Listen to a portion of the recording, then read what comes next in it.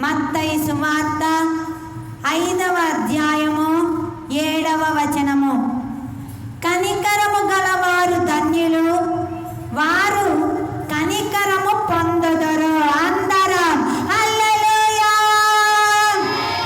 మరొకసారి అందరూ రెండు చేతులు పైకెత్తి గొప్ప కనికరుడైన మన యేసయ్యకు గట్టిగా చప్పట్లు కొడుతూ హల్లెలూయా చెబుతూ స్తోత్రాలు చెల్లిద్దాం. హల్లెలూయా.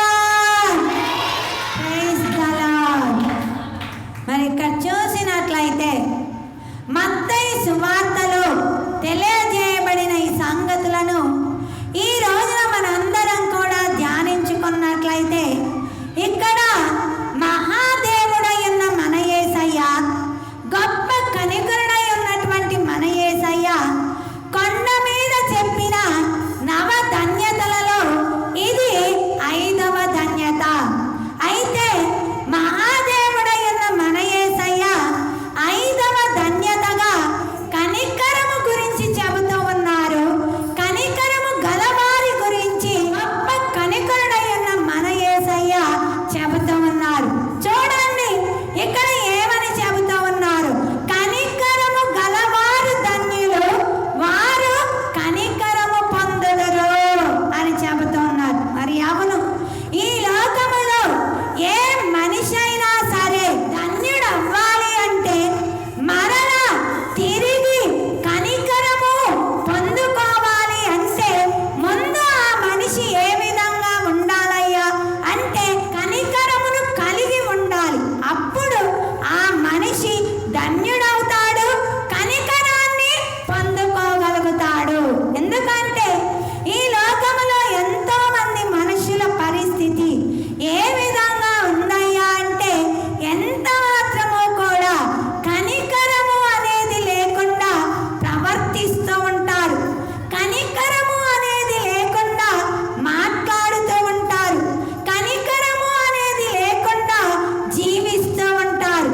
అయితే అటువంటి వారందరికీ కూడా గొప్ప కనికరుడై ఉన్న మన యేసయ్య తెలియజేస్తూ ఉన్న సంగతి ఇది.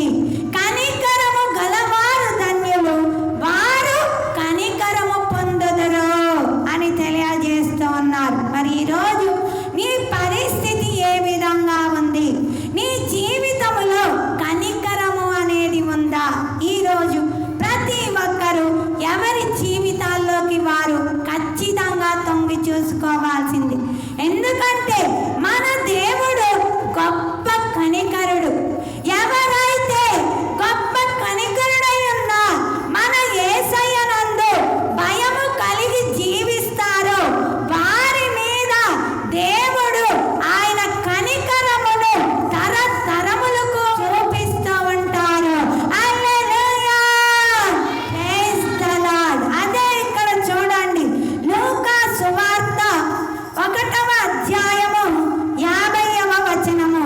ఆయనకు భయపడు వారి మీద ఆయన కనికరము తరతరములకుండును.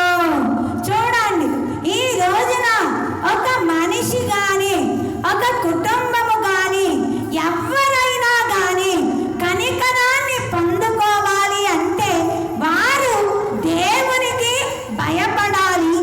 అదే సమయంలో వారిలో కనికరము అనే సుగుణమును కలిగి జీవించాల్సిందే. కనికరము లేకుండా కఠినంగా జీవిస్తూ పోతే, మూర్ఖంగా జీవిస్తూ పోతే, ఎంత మాత్రము జాలి దయ అనేది లేకుండా జీవిస్తూ పోతే రాతి గుండె